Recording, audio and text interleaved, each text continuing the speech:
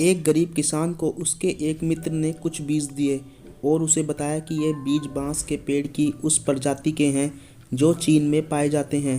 इन पेड़ों की ऊंचाई 10 फीट तक होती है। किसान ने वे बीज अपने मित्र से ले लिए और उन्हें अपने खेत में बो दिए।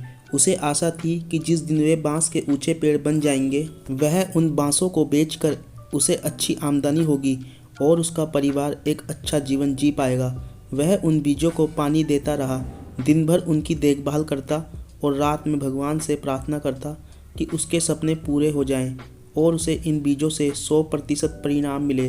वह रोज अपने खेत में जाकर देखता कि बीज अंकुरित हुए या नहीं, लेकिन उसे उनमें कोई भी परिवर्तन दिखाई नहीं पड़ता।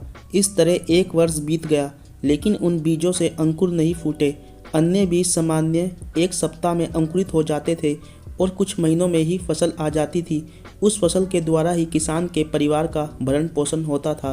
किसान सोचा करता कि इस तरह आज तो उसका गुजारा चल सकता है, लेकिन उसके सपने पूरे नहीं हो सकते और ना ही उसका भविष्य संवर सकता। बांस के पेड़ों की बदौलत वह अपने सुनहरे भविष्य के सपने देखने लगा, लेकिन समय बीतने के बाद भी वह बीज अंकुरित नहीं हुए और किसान को अपने सपने और आशाएं टूटती हुई नजर आने लगी।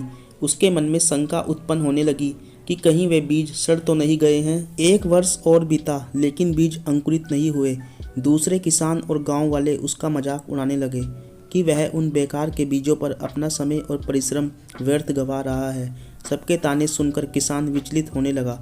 उसके मन में यह भय समाने लगा कि कहीं सचमुच ही वह अपना समय और परिश्रम ऐसे कार्य में तो नहीं लगा रहा जिससे उसे कोई प्रतिफल नहीं मिलने वाला है। 1 साल और बीत गया, लेकिन बीजों के अंकुरित होने के कोई चिन्ह दिखाई नहीं पड़े।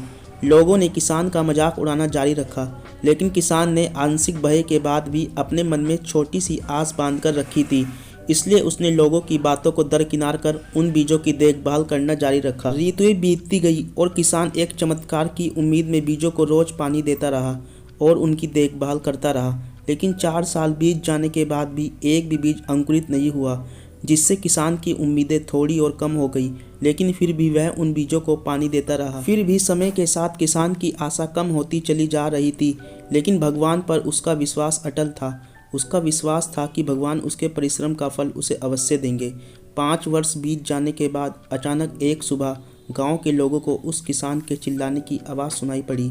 वे सभी अपने घरों से बाहर निकल आए और उन्होंने देखा कि वह किसान अपने खेत के सामने खड़ा होकर खुशी से चिल्ला रहा है। पास जाकर देखने पर सभी गांव वालों की आंखें फटी की फटी रह गई।